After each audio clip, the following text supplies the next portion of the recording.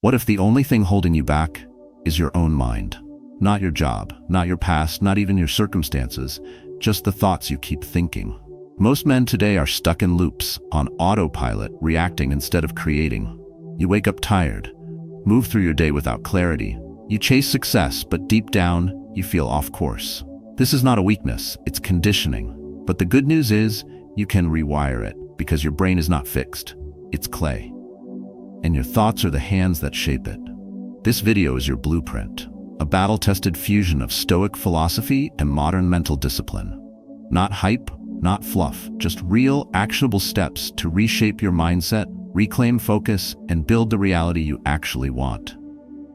Inside, we'll break down how to master your thoughts, align belief with action, and build unshakable internal strength. Because no man wins the outer world if he's lost the war within. So if you're tired of drifting, if you're ready to train your mind like a warrior and lead your life with clarity, stay with me.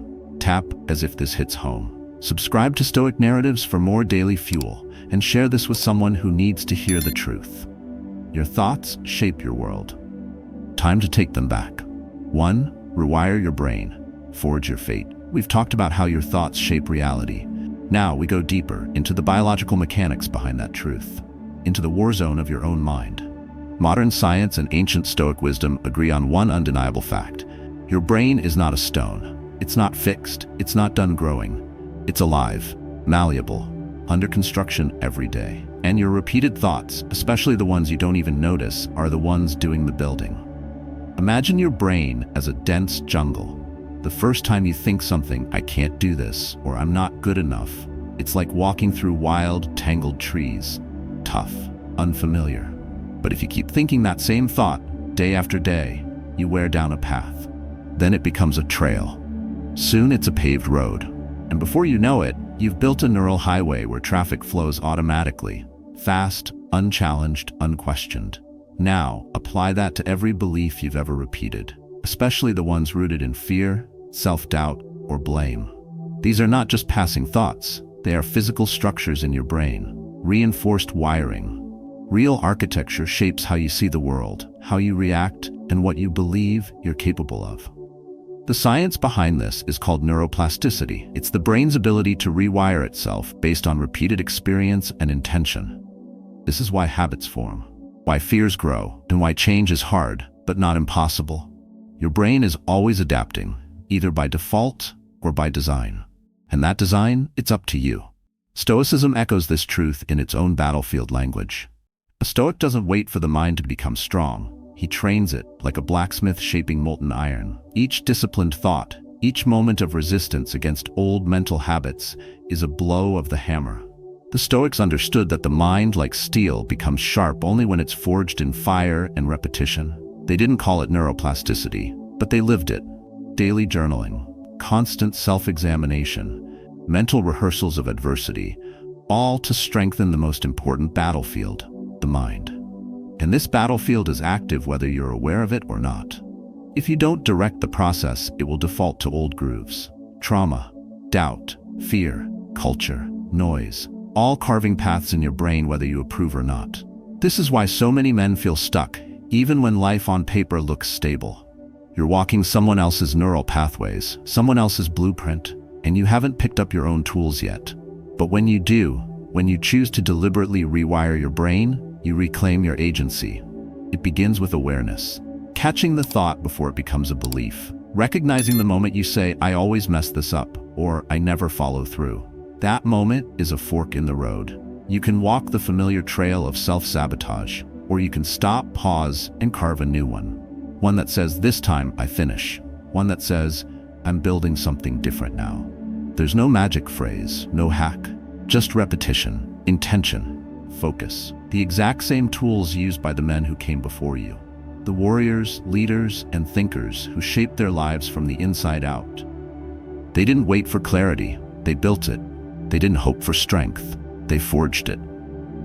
It's not enough to think positive once and expect results. You must discipline your thoughts daily. You must become the kind of man who doesn't just wish for mental toughness, but trains for it. That means cutting off the mental noise, choosing the thoughts that serve you, and repeating them like a soldier sharpens his blade. again and again until it becomes natural. So the next time that voice shows up, the one that says you can't or you failed before, remember that's just a neural path, a worn groove, not truth, and not destiny. You can build something new. Right now, you can pick up the hammer and strike. You can carve a new trail through that mental jungle, one rooted in clarity, resilience, and strength. It won't happen overnight, but every time you choose the new path, you weaken the old one. And over time, the map changes. Your mind changes, and so does your life. Your thoughts are not innocent. They're either architects or saboteurs. They are building something inside you, brick by brick, day by day. Train them or be ruled by them. The choice is yours. 2. What you believe, you become. If thoughts can rewire your brain, then your core beliefs, the ones you've repeated so often you've forgotten they're even beliefs, are the chief architects behind the blueprint of your life. You don't experience the world as it is, you experience it as you believe it to be. And that belief doesn't just color your perception, it drives your behavior inside that reality. Every decision, every reaction, every action, it all flows downstream from what you believe to be true. That's why two men can face the same situation and respond in entirely different ways. One sees a challenge and rises, the other sees a wall and retreats. It wasn't the circumstance that made the difference. It was the belief system running in the background, quiet, constant, and unquestioned. Belief is not just something you hold. It's something that holds you in place, either keeping you small or pulling you forward. The Stoics knew this long before science confirmed it. Epictetus said, "It's not events that disturb us, but our interpretation of them." And that interpretation always starts with belief. If you believe life is happening to you, you'll walk like a victim, head down, shoulders heavy. But if you believe life is happening for you, even your struggles take on meaning. You face the storm with clarity instead of confusion, with fire instead of fear. Modern psychology echoes the same idea. Cognitive behavioral theory shows us that core beliefs shape our emotional reactions and behaviors.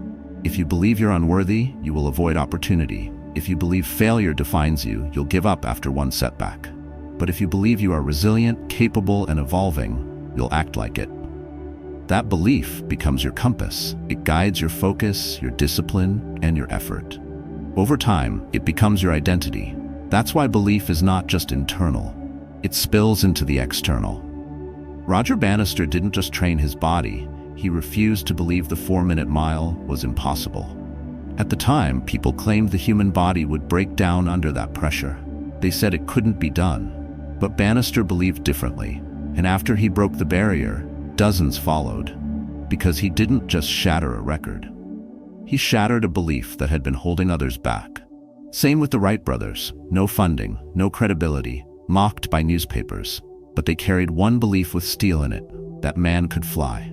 That belief made failure tolerable. It kept them testing, crashing, rebuilding, flying again, until they lifted off. The plane didn't rise on wings alone, it rose on belief. And that belief rewrote history. What about your beliefs? The ones you've never questioned. The quiet statements you whisper under your breath when no one's watching. I'm not the kind of guy who finishes. I always mess it up. Discipline is just not me. These thoughts seem small, harmless, but repeated long enough, they become law inside your brain. They become highways. You stop questioning them and start living by them. A Stoic doesn't let belief run unchecked. He confronts it. He asks, is this true or just familiar? Is this serving me or sabotaging me? Then he rewrites it, not by reciting empty mantras, but by replacing the old belief with action that proves a new one. If you believe you're unreliable, then keep your word for 7 days, one promise a day. If you believe you always procrastinate, set a timer and follow through. Small acts repeated reshape belief. They lay down new tracks, new stories, new identities. This isn't about fantasy or fake positivity. It's about deliberate mental engineering. You have to step into the fire of discomfort. You have to act before the new belief feels natural. That's where most men fail. They wait to feel confident before moving. But confidence doesn't come first. Proof does. And proof only comes from taking aligned action, especially when your mind is filled with doubt.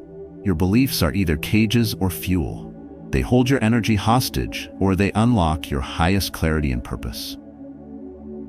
You don't need to believe something big right now. You just need to stop feeding the lie. Starve the old beliefs. Replace them with something real, something tested, something earned. The world doesn't need more men pretending to be strong. It needs men strong enough to question the blueprint inside their heads and brave enough to build a better one. Start by naming one belief that's held you back. Break it down. Rewrite it with truth, then prove it with action. Do it again tomorrow and the day after. Because what you believe, you become. And the man you become, that is the life you create. 3. Silence the lies. Stop thinking like a victim. Who's your harshest critic? It's not your boss. It's not your rival. It's not even your partner. It's that voice inside your head, the one that whispers when things go wrong, the one that turns minor setbacks into personal disasters, the one that always finds a way to make you the problem. And the more you listen, the more it rewires your brain to expect failure, fear judgment, and question your worth. You don't even notice it at first. It speaks in familiar tones. It sounds like you. But it's not true. It's a distorted echo of fear, doubt, and stories you've carried for too long. These distorted thoughts, what psychology calls cognitive distortions, are silent saboteurs. Catastrophizing, where you assume the worst possible outcome. Mental filtering, where you block out every success and fixate on one failure. All or nothing thinking, where you see yourself as either perfect or broken, nothing in between. They sneak into your thinking, not with force, but with repetition. Left unchecked, they shape how you feel and what you do. They shape your reality, not because they're true, but because you react as if they are. A Stoic doesn't bow to these internal lies. He confronts them, calmly and clearly. He separates the event from the interpretation. One man gets criticized by his boss and spirals. I'm done. I'm about to lose everything. I've failed. Another hears the same criticism and responds differently. My boss didn't like this part. I'll ask better questions, improve it, move forward. Same event, different reality. Because the second man didn't let emotion become narrative. He stopped the distortion before it turned into identity. This is where the discipline of the mind begins, not in avoiding difficulty, but in choosing your response to it. Stoicism teaches that you may not control external events, but you always control your inner dialogue. That's your domain. That's your arena. And if you don't take responsibility for the story you're telling yourself, someone else, or some old version of you, will write it for you. Your thoughts are not harmless. They form loops, and those loops lead to beliefs, and those beliefs guide your actions. One small distortion, left unchallenged, becomes a self-fulfilling prophecy. You act like the man you think you are, not the one you could become. You hesitate because of an assumption. You shrink back because of a prediction. You say no before life even asks the question. But there is a way out. It begins with awareness. The next time your inner critic speaks, catch it. Don't fight it, just name it. That's catastrophizing. That's a filter. Awareness breaks the trance. Then, choose clarity over fear. Replace the lie with something accurate, not artificially positive. Not fake encouragement, just the raw truth. This is hard, but it's not over. I made a mistake, not an identity. That shift in wording shifts your physiology, your decisions, your future. The Stoics didn't believe in numbing pain. They believed in owning perception, in examining emotion, in mastering thought before it becomes action. They journaled their struggles, they rehearsed adversity. They anticipated difficulty, not to avoid it, but to walk into it fully prepared. They refused to be surprised by challenge or paralyzed by fear, because they had trained their inner voice to respond with strength, not self-sabotage. You can do the same. You don't need a 10-step program. You need one quiet moment each day where you ask, what am I telling myself, and is it true? Then write it down. Strip away the exaggeration. Find the center.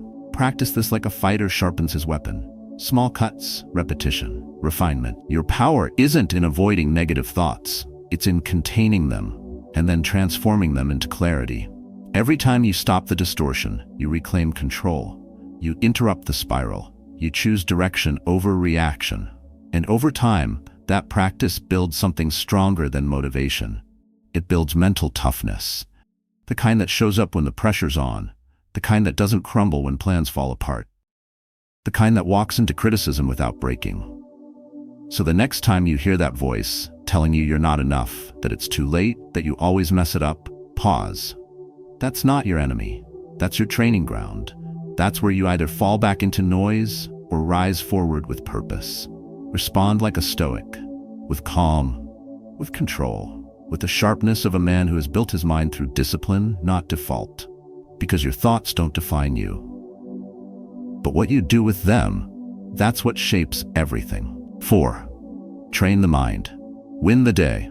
The greatest warriors never walk into battle without sharpening their blades and studying their strategy. So why do so many men step into the battlefield of each day unarmed, mentally dull, emotionally exposed, and drifting without direction?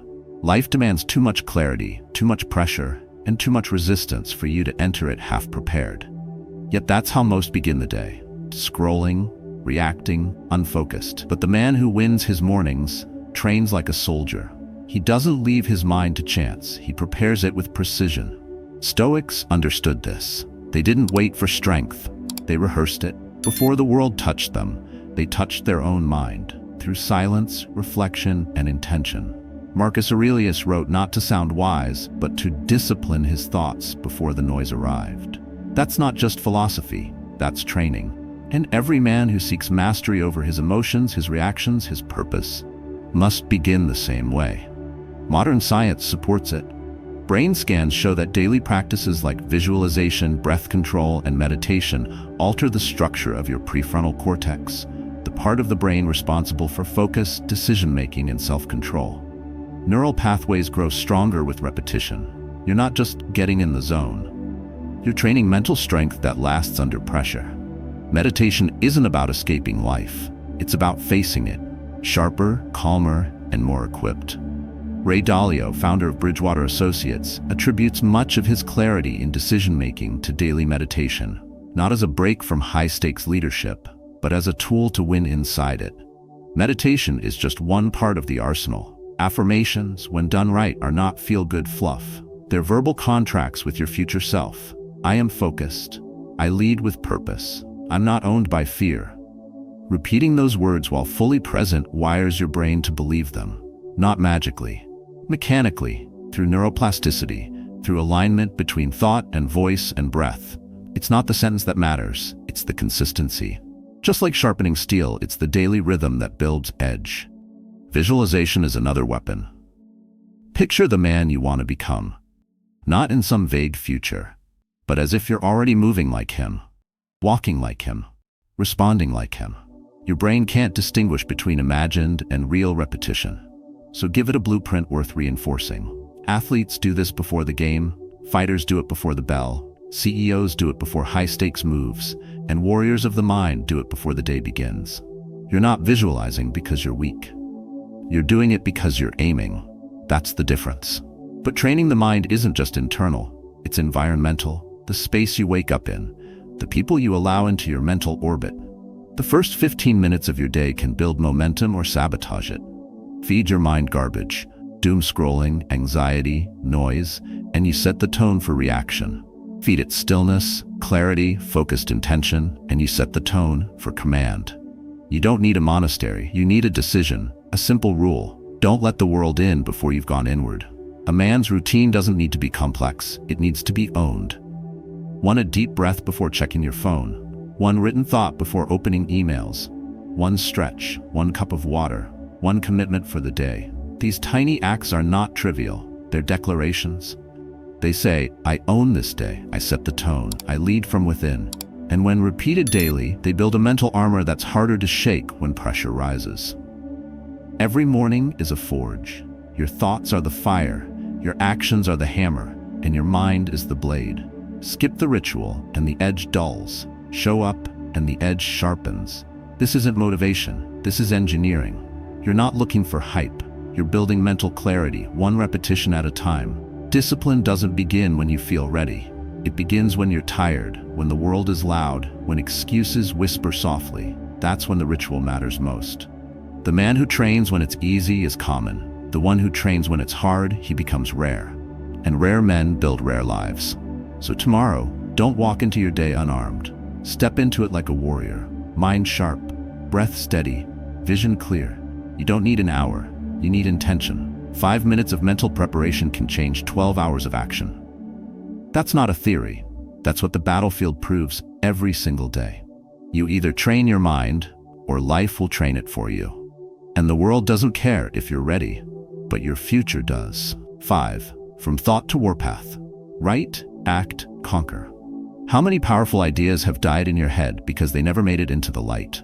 The truth is, having an idea isn't enough.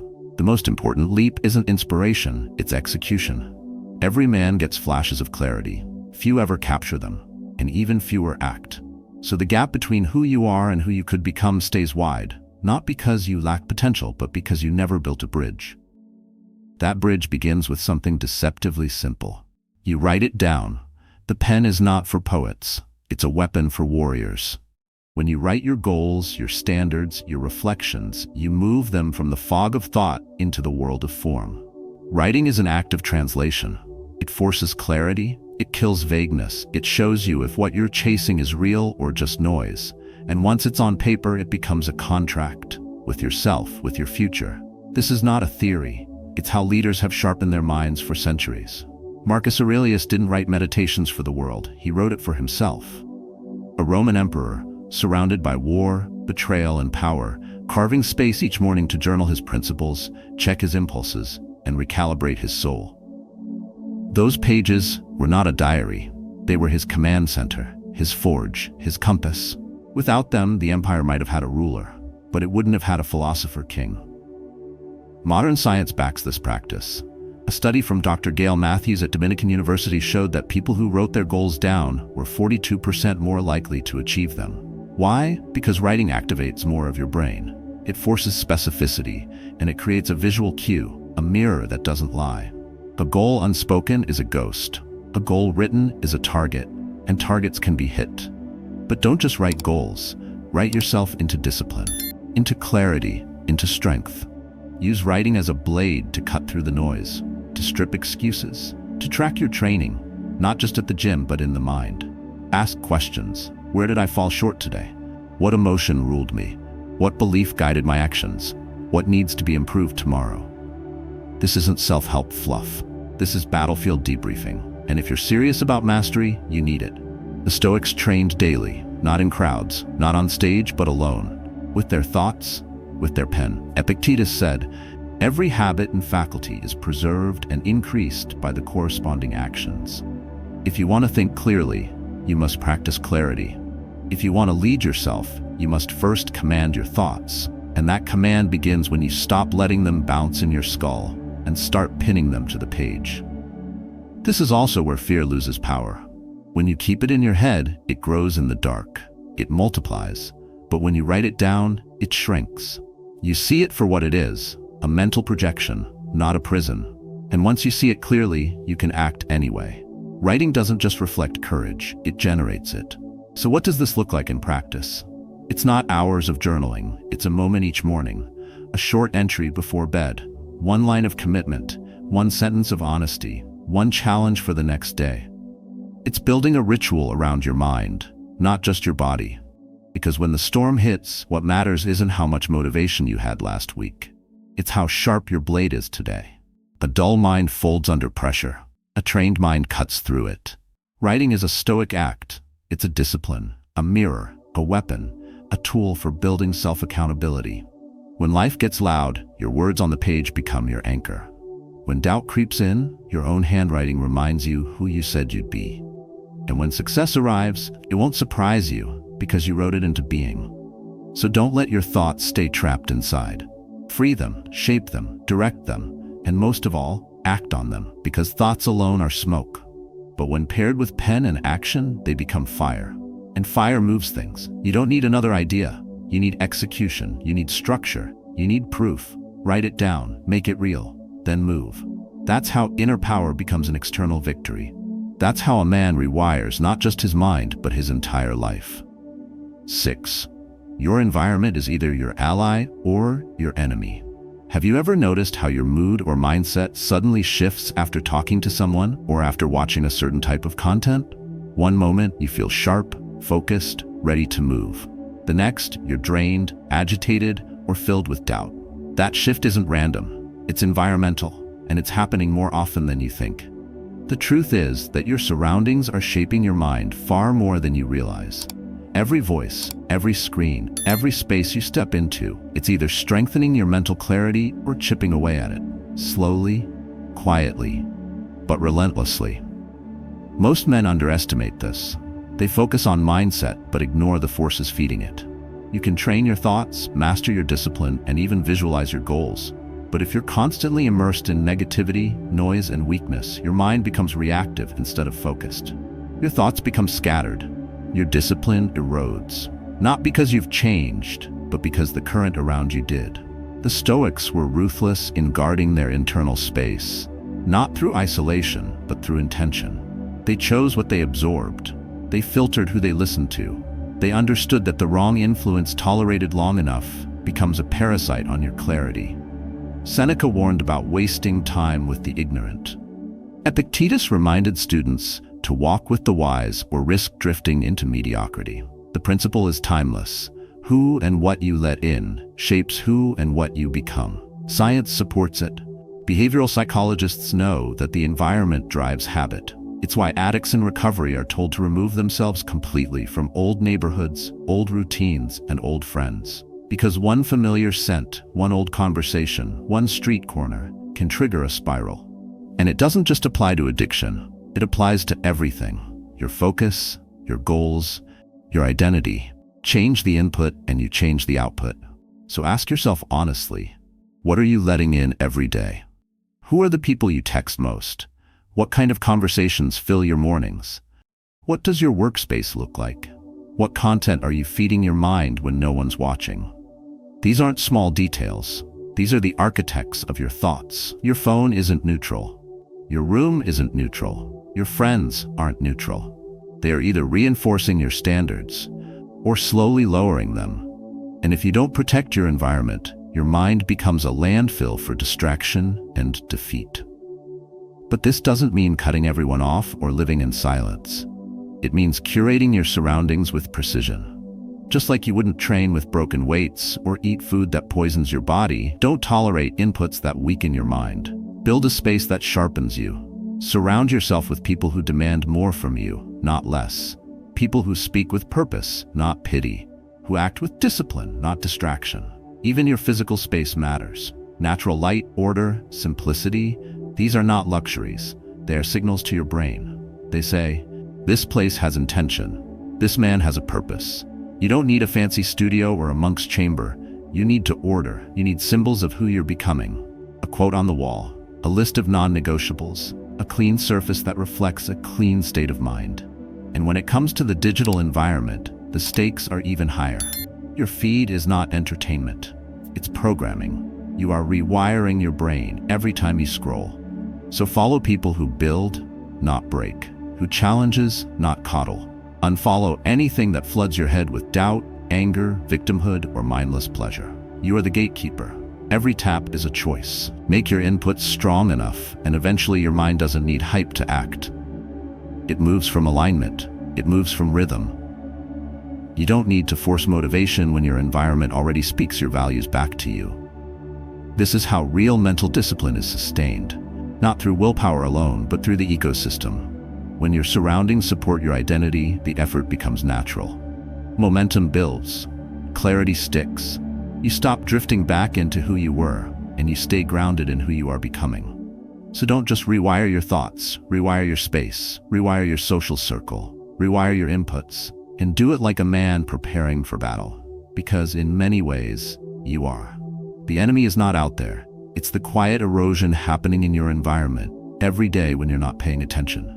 From now on, pay attention, because your mind is the battlefield. And the world around you is either sharpening your blade or rusting it. Turn every setback into steel. Adversity isn't a detour. It's not a signal to turn back. It's the terrain itself, the raw, jagged path you must walk if you want to build something real. Most men waste years trying to avoid hardship, thinking ease equals progress. But the men who grow, who last, who become unshakable, they move through adversity, not around it. They don't just endure pain, they use it. They step into the fire and come out sharper. You see this truth carved into the life of Epictetus. Born into slavery, crippled by abuse, powerless by every external measure. And yet, instead of breaking, he turned inward. He forged a mind that couldn't be touched. Through reflection, clarity, and discipline, he became one of the greatest Stoic philosophers. Not in spite of his suffering, but because of it. What others saw as misfortune, he used as material. That's not a weakness, that's mastery. Stoicism teaches exactly this, that we are not shaped by comfort, but by the struggle we choose to endure, and how we face what we cannot control. The Stoic doesn't look for pain, but he doesn't flinch from it either, because he knows something most don't. Pain is information. It reveals, it strips away the unnecessary. It points to what's still soft, still reactive, still untrained. That sting in your pride, that loss, that failure, it's not the enemy, it's the forge. It's where you sharpen your edge. Modern psychology backs this up. Resilience research shows that the key to growth isn't avoiding setbacks, it's how you interpret them. Men who see failure as feedback, who frame pain as a signal, not a sentence, bounce back faster, stronger, and clearer. Neuroplasticity responds to emotional intensity. That means adversity literally reshapes your brain faster than comfort ever could. If you meet it with awareness and discipline, it becomes the perfect training ground. But here's the catch. Most don't meet it with awareness. They collapse, they spiral, they blame, because no one ever taught them how to suffer well. No one ever handed them the mental framework to hold the weight without breaking. That's why Stoic thought is still relevant today. It gives structure to chaos. It gives language to the storm. It hands you tools when everything feels out of control. One of those tools is reframing, not toxic positivity. Not pretending things are okay, but asking better questions. When the hit comes, ask, what is this here to teach me? What strength must I now build? What illusion is being broken? These questions shift your posture from victim to student, from panic to presence, from collapse to creation. Another tool is journaling in the aftermath, after the fight, after the loss. You don't need eloquence, you need truth. What did you feel? Where did your thoughts go? What belief cracked under pressure? What will you do differently tomorrow? This is how you extract value from pain, not by forgetting it, but by facing it, documenting it, turning it into structure, and most importantly, keep moving. Setbacks don't stop you. Inaction does. Don't wait to feel better. Take the next small, solid step. Send the email, clean the room, show up on time, do the rep. Whatever forward looks like today, do it. Not because it fixes everything, but because it builds you back into someone who can. Look around and you'll find men who've done this. Not perfect men, not loud men, but men forged by failure. The father rebuilding after losing everything. The fighter stepped back in after a brutal knockout. The entrepreneur still shipping after the third rejection. They don't speak in speeches. They walk in weight. They carry something real. And you can too. Every setback you faced, every time you were betrayed, embarrassed, underestimated, was material. And it's still in you. You don't need a second chance. You need a different lens, a Stoic lens, one that doesn't just survive storms, but uses them. So the next time life hits, don't ask, why me? Ask, what now? Feel the impact, accept it, then rise. Not with noise, but with direction. That's the Stoic way. That's how men are made. Not in applause, but in the fire. You are not soft because you fell. You are soft if you stay down. Rise, adjust your stance, look your setback in the eye, and move forward with steel in your spine. Because adversity doesn't define you, how you respond to it does. 8. Your mind can shift the world around you.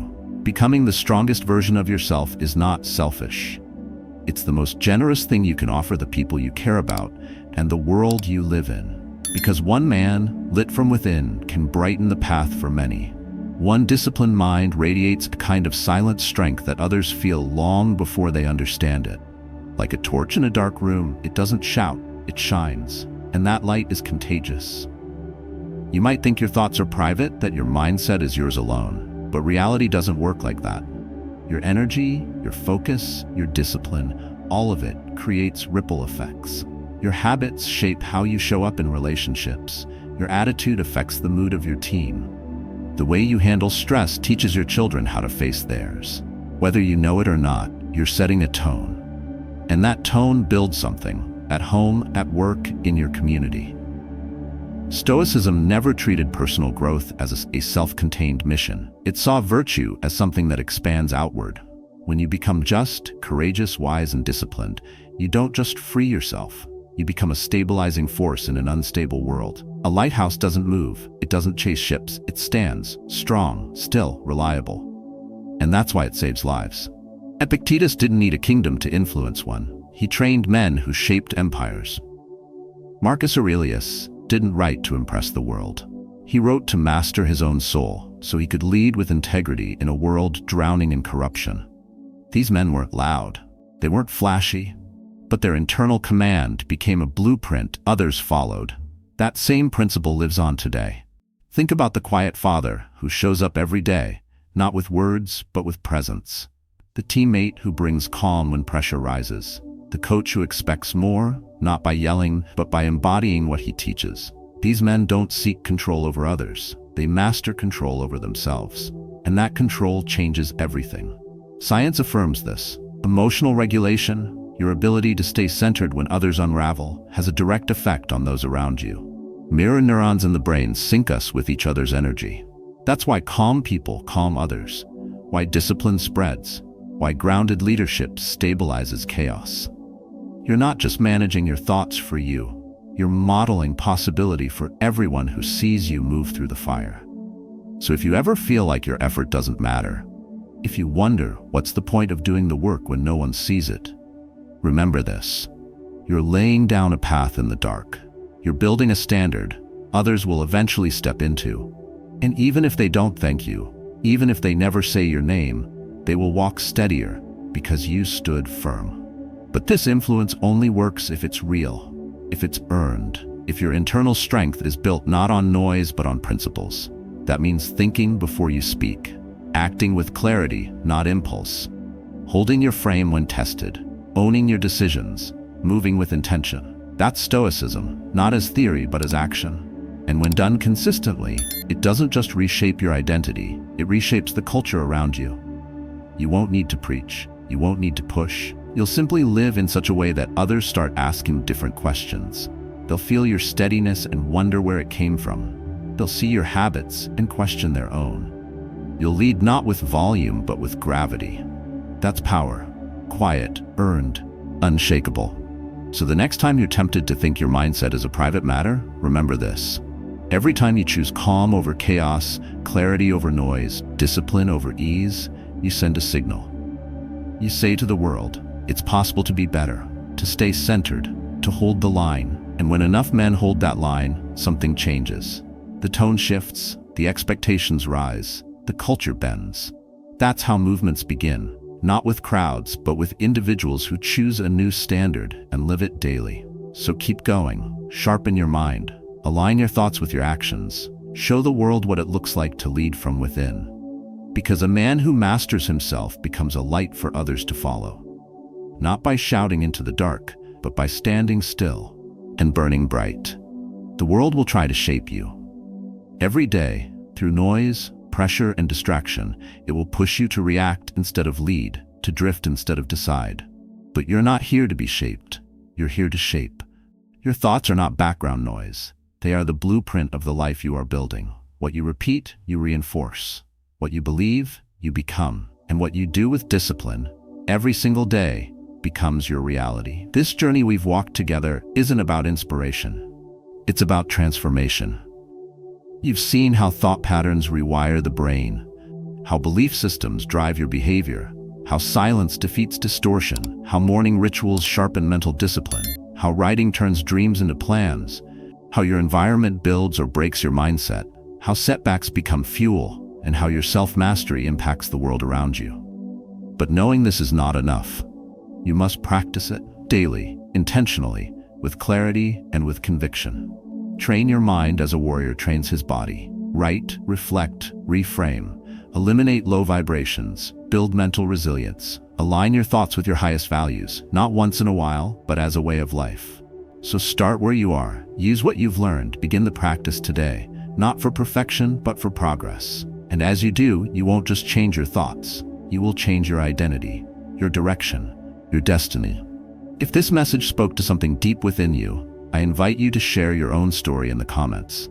Tell us, what are you shifting? What are you reclaiming? Your journey might be the light that helps another man begin his own.